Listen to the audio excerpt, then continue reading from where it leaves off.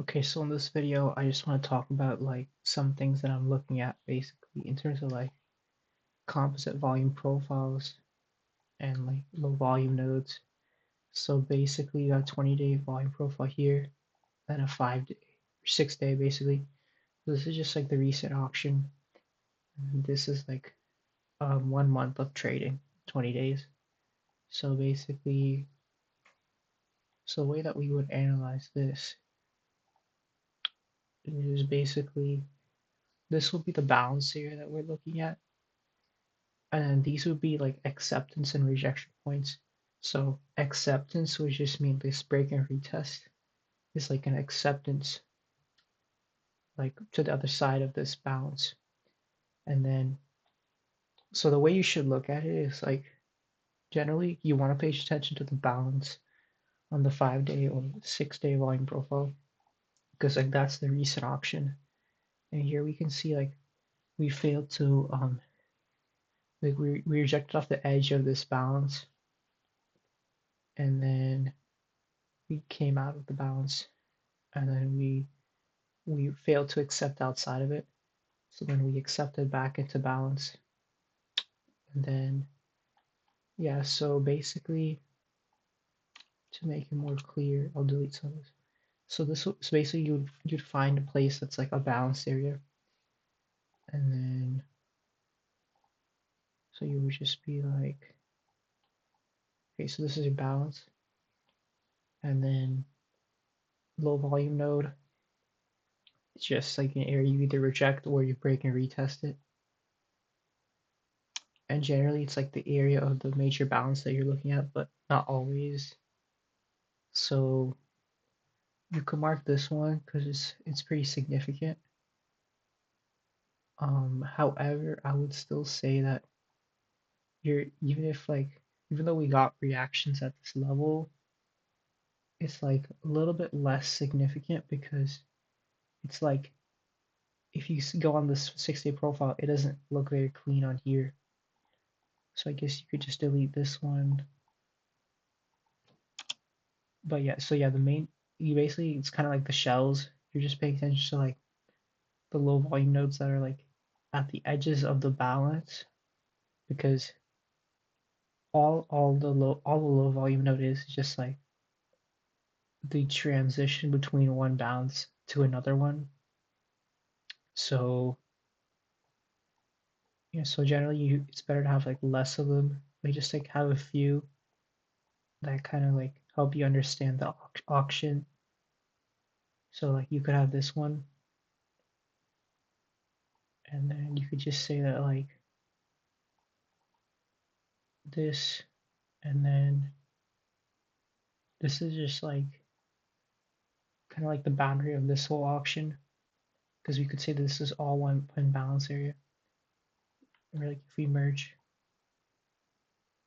like you see this is one balance area. So we either like accept we accept back into this balance, or we reject off of here, and then we like we did right here, and then we stay in this balance, and then yeah, I mean that's basically it. It does get kind of weird when you have like mini balances. Like here is a mini balance, but I mean that's really all it is. So like if I'm looking at this today, and I say, okay, so I have this balance here, and then I have mini balance, and I have another balance here. You could also just mark this one. So, and then like we break this and like we accept above this, then like we would basically be going to all-time highs. So here, and generally speaking, like you want to pay attention to the edges of the LVM because that's where like the reactions happen. Like this low of day here, and I'm trying to think. I mean, yeah. So you always want to understand like LVNs in terms of like balance. Like they're not just like a level that you trade. Like you want to understand like why it's there, what it's supposed to do. And yeah, so if I was analyzing this, like let's say I'm analyzing this and this is like I'm trading on Monday or something. So it's pre-market or something. And then I'm like, okay, so like we rejected off of here and then we didn't really get here, but basically you would want to see, I could just adjust this a bit. You want to see like how do you interact here? Do we accept or do we like reject? So do we accept out of the value or do we reject? And then if we reject, then you say, okay, I'm bullish until we get here, and then I wait and see what happens here. And then like, do we reject or do we accept? Generally, like acceptance looks like that, or you just reject off of it, target the other side of value. So yeah, that's basically how this works. I think that I covered everything. Now I want to talk about a little something else. So I've been trying to like a couple things. So the first thing is something called the developing value area. So this is basically something that helps me identify if like a trend has started. So like if a trend has begun, then I want to look for trades trades in like the direction of that trend. If there is no trend, then I want to basically fade the edges of value. So instead of using a volume profile to know where value is, I just have this volume profile to see where low volume nodes are because those are areas where we can reject off of if we it would be like kind of like a retest. So like we would be like we have a low volume node, we tap back into it, and then we continue in the direction of the trend, kind of like a fair value gap or something. So like this, and then I'll just keep this because this is pretty clean level. So I'll just keep it, and then I'll pay attention like on Monday what happens when you get back here. So like, but that's another thing. So like when it comes to low volume nodes, you can use like the low volume node as like of like these daily profiles as well. Like especially if it's like some kind of like double distribution or something. So like here, like major low volume node, what happens? We reject off of here multiple times, it becomes resistance when you break below it. And then here we see there was this low volume node formed from here. And then we tap into it and we reject. So like like of the daily volume profiles, using those low volume nodes as well is pretty useful. Um, but yeah, you just want to keep it clean, and then yeah, make sure to have higher time frame low volume nodes, and then use the daily ones just as like for like executions basically. So in terms of the developing value area, so the way it works is basically when you have VWAP, right? So I'm using the 24-hour VWAP because if I'm using 24-hour VWAP, then it takes the pre-market price action into account. So it just gives me a more accurate and up-to-date VWAP. So we have one standard deviation, which is 68%.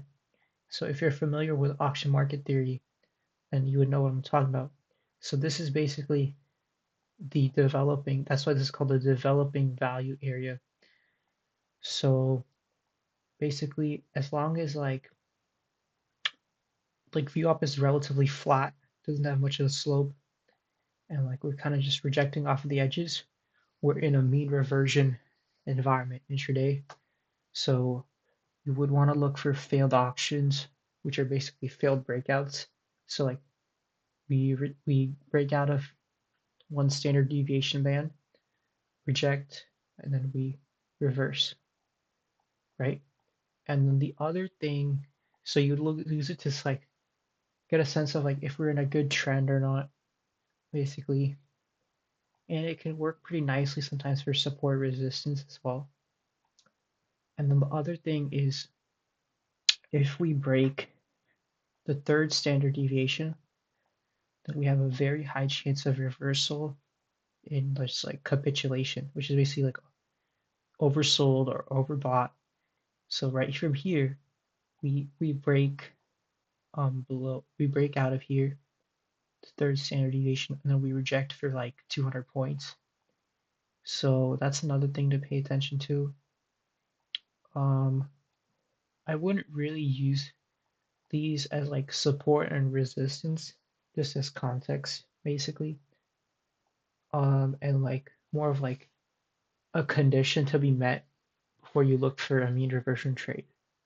Like the condition you'd want to meet would be to break the band and then look for a mean reversion trade.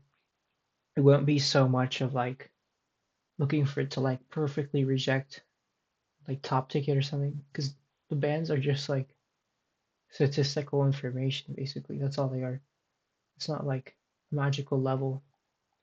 So in terms of like levels and stuff, um, I've been trying a couple. The main thing I've been trying out is support and resistance. It's like really basic because I just feel like it's really simple. It works. It's like basic. So basically, I'll just remove this real quick. So I'm just like looking at like where price rejected, starting with the 15-minute time frame. Okay, so we see a lot of this happening here, a lot of wicks. So we can kind of just mark that whole zone as a resistance zone. And then here we get a lot of this. So you can kind of just mark this as like a support zone. And you may pay attention to like pre-market. And then you could also mark here. And then you could mark like these wicks. And then you go down to like 5-minute time frame. And then you should probably delete some of this just to make it easier to understand. But you just go down to the 5-minute and you would be like where we get some rejections and wicks and stuff. So you see right here, it worked perfectly. And that will never always work, but it will work good enough that like with the proper discretion, you can use it effectively. And it's very simple. It doesn't require a bunch of TPOs, a bunch of different volume profiles. It's like really nice and simple and intuitive. So pretty good level here. Let me go back a bit. Okay, so yeah, you just mark that. I like to mark it from like the base of the candle to like the wick. I like to get all of that. And then you can mark that as like a support. And we became resistance, basically. That's basically the most important thing. When we break support, it becomes resistance. When you break resistance, it becomes support. Pretty basic stuff.